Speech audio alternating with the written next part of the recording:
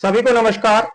दोस्तों, candle secrets के 51वें video में आपका बहुत बहुत स्वागत है। और आज का जो बहुत अहम टॉपिक है उसके ऊपर हम चर्चा करेंगे और वो टॉपिक है ऑप्शन चेन। जो भी लोग ट्रेडिंग करते हैं, इंट्राडे ट्रेडिंग करते हैं या इंट्राडे ट्रेडिंग वालों के लिए खास है ये कि जो भी लोग इंट्राडे ट्रेडिंग करते हैं उसके लिए ऑप्शन चेन के अंदर कुछ पॉइंट मैं आपको बताऊंगा। इसके अंदर कुछ लोग ऑप्शन चेन को बिल्कुल ऐसा मान के चलते हैं कि जैसे ये फुल रेजिस्टेंस और सपोर्ट का काम करते हैं और लोग इसके ऊपर कई बार ये फॉल्स सिग्नल देता है जिसके ऊपर लोग कई बार ट्रैप यहां पे हो जाते हैं। इसका एग्जाम्पल मैं आपको देता हूं। जैसे आप ये मान के चलें कि जैसे बाजार का भाव चल रहा है 23,000, 23,000 के ऊपर या 22,900 या 23,000 के ऊपर मानो सपोज यहां पे पुट के अंदर बहुत ज्यादा ओआई, ये देखिए पुट साइड है, ये कॉल साइड है, यानी पुट साइड बहुत सारा ओआई यहां पे खड़ा है। यानी हम मान के चल लेते हैं कि 22,900 और 23,000 के पास यहां पे बहुत मोटा ओआई 23,000 के आंकड़े के पास पुट साइड बैठा है और 23,000 के कॉल के पास भी एक बहुत बड़ा जो है आंकड़ा वहां पे ओपन इंटरेस्ट का बैठा है, यानी ओआई, यानी जो ओपन पोजीशन होती है ऑप्शंस के अंदर। तो लोग ऐसा मान के चलते हैं कि 23,000 का आंकड़ा ना तो ऊपर की साइड क्रॉस करेगा और ना ही नीचे की साइड वहां पे क्रॉस करेगा। मगर देखिए, मैं इसका एक एग्जांपल या एक थ्योरी मैं आपको बताता हूं कि देखिए, यदि चार्ट के ऊपर 23,000 का कोई सप्लाई यानी रेजिस्टेंस, हार्ड रेजिस्टेंस जो कि बाजार आसानी से क्रॉस नहीं करेगा,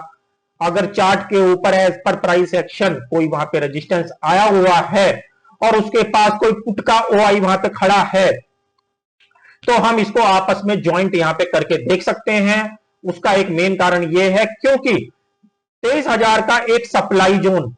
23,000 का एक सप्लाई जोन, 23,000 का एक रेजिस्टेंस बाजार के अंदर है एज पर प्राइस एक्शन। तो वहां पे अगर 23,000 का कोई भी कॉल साइड डेटा वहां पे खड़ा हुआ है जिसके अंदर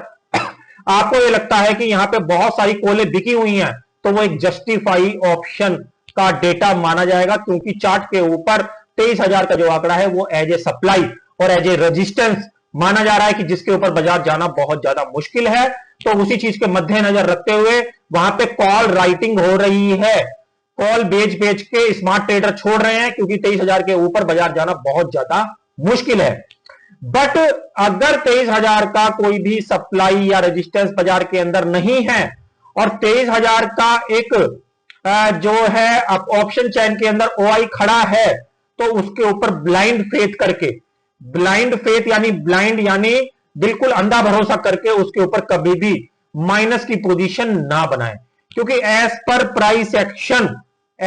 प्राइस एक्शन जब डेटा चेंज होता है तो ओआई कितना ही बड़ा खड़ा हो कॉल साइड के अंदर, ये कॉल साइड की बात कर रहा हूं, तब भी बाजार ऊपर की साइड टर्न हो जाता है बहुत ज्यादा तेजी से और जितने भी ऑप्शन राइटर यानी कॉल राइटर हैं वो सारे के सारे वहां पे ट्रैप हो जाते हैं। तो कभी भी अपनी पोजीशन को कभी भी ओपन केवल ओआई के जरिए वहां पे ना क्रिएट करें। वहां पे ओआई के साथ साथ जो सप्लाई और रेजिस्टेंस है चार्ट के ऊपर, उन दोनों का कॉम्बिनेशन वहां पे अगर परफेक्टली बन रहा है तभी जाके उसके अंदर ट्रेड करें। केवल ओआई के डाटा के आधार पर कभी ट्रेड ना करें, क्योंकि देखिए मैं आपको बताता हूं, फ्यूचर एंड ऑप्शन दो एक कंबाइंड, फ्यूचर एंड ऑप्शन एक ही इंस्ट्रूमेंट है बट इसको सेपरेट कर दिया गया है। ऑप्शन के अंदर और फ्यूचर एंड ऑप्शन के अंदर दोनों के अंदर अलग अलग तरीके से पोजीशन बनती है। आप मान के चलें यदि स्मार्ट ट्रेडर ने ऑप्शन के अंदर कॉलें यहां पे शॉर्ट कर दी और उसके बाद उसने फ्यूचर जाके वहां पे बाई कर लिए, फ्यूचर जाके बाई कर लिए, जिसका डेटा इसके अंदर दिखाई नहीं दे रहा है ऑप्शन चेन के अंदर, क्योंकि फ्यूचर जो उन्होंने बाई करे हैं इसका डेटा इसके अंदर नहीं आ रहा है और कॉल की जो राइटिंग है 23,000 के स्ट्राइक प्राइस पे वो आपको दिखाई दे रही है ऑप्शन चेन के माध्यम से। तो आप क्या कर रहे हैं, आप ब्लाइंड फेथ कर रहे हैं केवल ऑप्शन चेन पे, जबकि उन्होंने क्या करा है उसका पैरेलल सौदा फ्यूचर के अंदर उन्होंने डाल दिया है कहीं ना कहीं और फ्यूचर के अंदर उन्होंने बाइंग कर ली है। यदि उन्होंने 3 करोड़ के ऑप्शन बेच रखे हैं तो उन्होंने कहीं ना कहीं 2.5 करोड़ या 3 करोड़ के फ्यूचर भी वहां पे खरीद रखे हैं। तो उससे क्या होगा, वो डेटा आपके सामने शो नहीं होता है, जिसकी वजह से ट्रेडर इस जाल के अंदर फंस जाते हैं, जो कि ऑप्शन चेन में ये नहीं कह रहा काम नहीं करता, बट इसका यूज मेनली एक्सपायरी के दिन में आप कर सकते हैं, और एक्सपायरी के अंदर भी